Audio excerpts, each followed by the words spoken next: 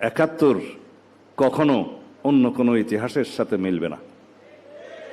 বাংলাদেশের সবচেয়ে গৌরবজনক অর্জন বাংলাদেশের স্বাধীনতা, মুক্তিযুদ্ধ, স্বাধীনতা সংগ্রাম এবং স্বাধীনতা যুদ্ধ।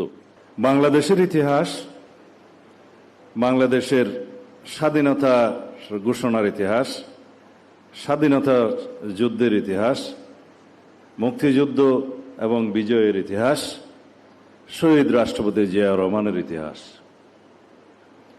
তৎপরবর্তীকালে বিএনপির ইতিহাস, এদেশের গণতন্ত্রকে রক্ষা করার ইতিহাস, ধারাবাহিকভাবে এই গণতন্ত্রকে চর্চা করার ইতিহাস, বহুদলীয় রাজনীতি, সংসদীয় রাজনীতি, তত্ত্বাবধায়ক সরকার প্রতিষ্ঠার ইতিহাস, এদেশের বারে বারে হারিয়ে যাওয়া গণতান্ত্রিক অধিকারকে পুনরুদ্ধারের ইতিহাস, শহীদ রাষ্ট্রপতি জিয়াউর রহমানের ইতিহাস, এদেশের স্বাধীনতার সার্বভৌমত্বকে রক্ষা করার ইতিহাস, এদেশের একদলীয় বাকশালী শাসনতন্ত্রকে বিলুপ্ত করে বহুদলীয় রাজনীতি প্রবর্তনের ইতিহাস, পঞ্চম সংশোধনের মধ্য দিয়ে এদেশের মানুষের গণতন্ত্রকে পুনরায় ভিত্তি দেওয়ার ইতিহাস, বেগম খালেদা জিয়ার ইতিহাস, বাংলাদেশের স্বৈরাচার, সামরিক স্বৈরাচার বিরোধী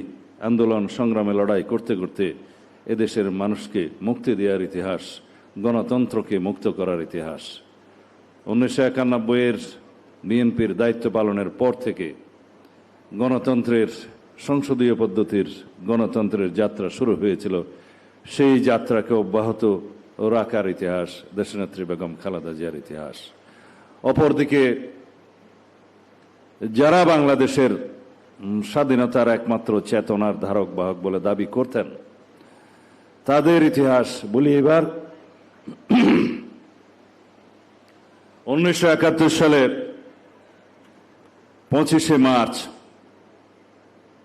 কালো রাত্রিতে রাজারবাগ পুলিশ লাইনে দখলদার পাকিস্তানি বাহিনীর আক্রমণের মধ্য দিয়ে গণহত্যার যে সূচনা হয়, তার পরবর্তীতে একই রাতে 25শে মার্চের দিবাগত রাতে 26শে মার্চের প্রথম প্রহরে যখন তৎকালীন মেজর জিয়া চট্টগ্রামে সেই সংবাদ অবহিত হওয়ার সাথে সাথে বিদ্রোহ ঘোষণা করলেন, বললেন উই রিভল্ট, এবং তাৎক্ষণিকভাবে বাংলাদেশের স্বাধীনতা ঘোষণা করলেন।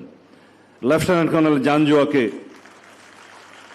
গ্রেফতার করলেন, হত্যা করা হলো অন্যান্য পাকিস্তানি দখলদার বাহিনীর সেনা অফিসারদের। সেই রিভল্টের ইতিহাস অনুযায়ী বাংলাদেশের যে 26শে মার্চ বাংলাদেশের স্বাধীনতা দিবস, তাকে অস্বীকার করার ইতিহাস হলো এই আওয়ামী লীগের ইতিহাস। একটা স্বৈরাচারকে, ফ্যাসিস্ট সরকারকে পতনের জন্য যে আন্দোলন হয়েছে, সেটা কেবল জনদাবির মুখে স্বৈরাচার পতন আন্দোলন। স্বৈরাচারের পতন হয়েছে, রাষ্ট্র নতুনভাবে বিনির্মিত হয়নি। রাষ্ট্র আমাদের ছিল, অর্জিত হয়েছে লক্ষ প্রাণের বিনিময়ে। সেই রাষ্ট্রের স্বাধীনতা সার্বভৌমত্বকে রক্ষা করতে হবে। কোনো স্বৈরাচার যাতে বাংলাদেশে পুনরায় প্রতিষ্ঠিত না হয়, আগমন না হয়, উৎপাদন না হয়, উৎপত্তি না হয়, সেই লক্ষ্যে আমরা গণতান্ত্রিক চর্চা করতে থাকব।